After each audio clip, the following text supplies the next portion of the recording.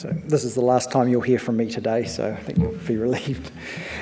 So as Loretta has just mentioned, we've done a lot of work to understand the site, and from the earlier work we've done within the end of rotation assessments of the silviculture breeds trials, we've shown that two of the key drivers for productivity are your inherent site productivity and then essentially how you utilise that productive capacity in terms of fully occupying the site with trees.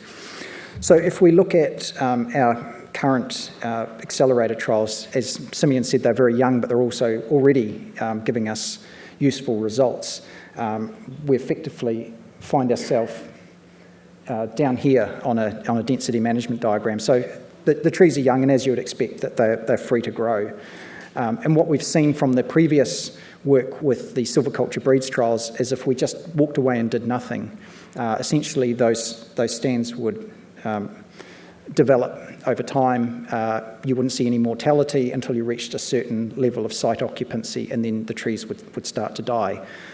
The question is, what is that maximum carrying capacity that you may get to? And historically, we've seen that it's around 1,200 25 centimetre diameter trees. But I mentioned earlier this morning that on some sites we saw that was higher.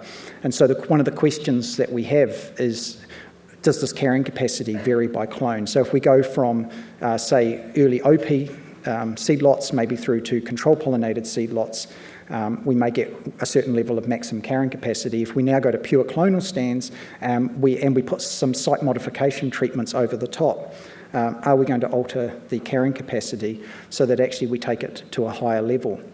And if we're able to do this, one, our sites can carry more, and then if we potentially we can have an even higher stocking of trees than we would have seen in the past. So that gives us really a double whammy in terms of productivity.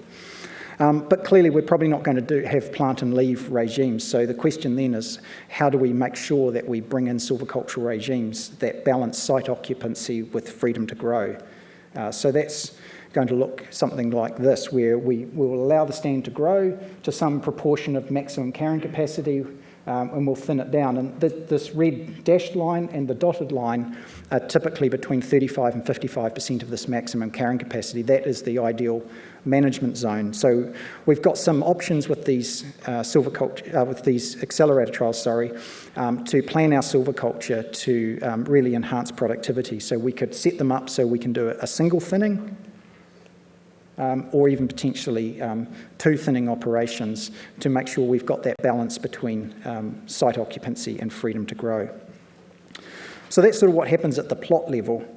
We're also very keen, one last one, is just to contrast that with where we've been in the past, and this is just the same diagram that I presented this morning, where we see that the thinning has been done very early and very intensively in these trials. And in many cases, you can see here at sort of 100 and 200 stems per hectare, for much of the life of the stand, the site was just very grossly understocked or underoccupied.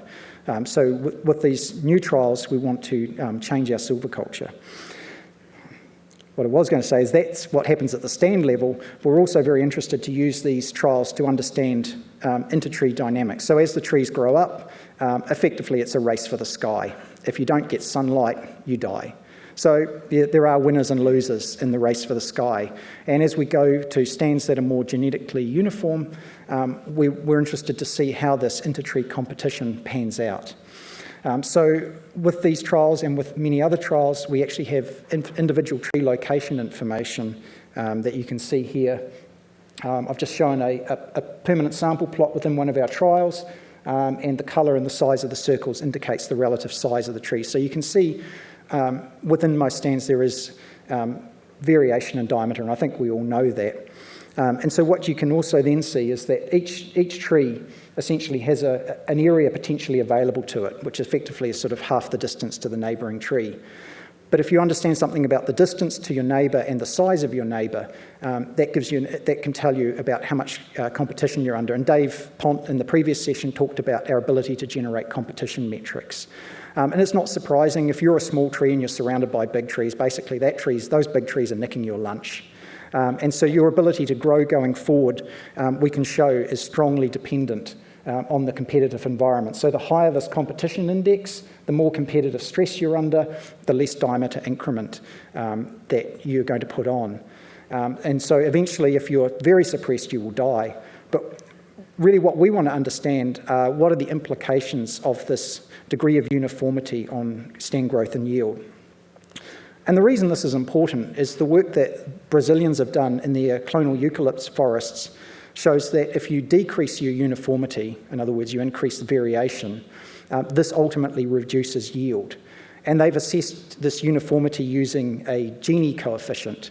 Any of you have been on Wikipedia and you look up a country and it tells you which side of the road they drive on, what language they speak, their GDP, and if you get down to the bottom, they give you this thing called Gini coefficient, and that's a measure of income inequality in that country. So foresters have actually used Gini coefficient to talk about size inequality in a stand. So the higher the Gini coefficient, the more variation in tree size you have. So if you look at this graph here, you can see that as the Gini coefficient goes up, from 0.1 up to 0.3 and up to 0.5, you see a reduction in yield. So one of the arguments for going clonal is it's been that you get a reduction in variation, you get an increase in uniformity, and that will translate into gains in yield. So they've shown this in eucalypts in Brazil, but we were interested to understand what the implications are for species that are grown on longer rotations, such as radiata pine. And again, just taking some early results from the Rangipo Accelerator trial, if we just look here in the panels, we have the different either clones or stock types that are grown in the trial, and even after age 3, we can see considerable differences in the Gini coefficients, one among the stock types, and also 2 among the early cultivation treatment. There's a story around the site prep, which I won't go into in detail. Suffice it to say that we had a bit of a weed infestation following ripping, but that has essentially manifested itself in an increased amount of variation in the trial. And you can see this spatially when you see the trial map. And so it's going to be very interesting to follow this trial throughout its life to understand what the impact of this variation that's very apparent at age 3 ultimately has on the yield across the treatments, but also among the different stock types that are there. So it indicates there's a real opportunity to impact productivity through managing variation in the site, among the trees. So once we've got our silviculture sorted out, we've fully occupied the site, we want to understand whether there are opportunities to further enhance the site by understanding and stimulating the soil microbes that are there.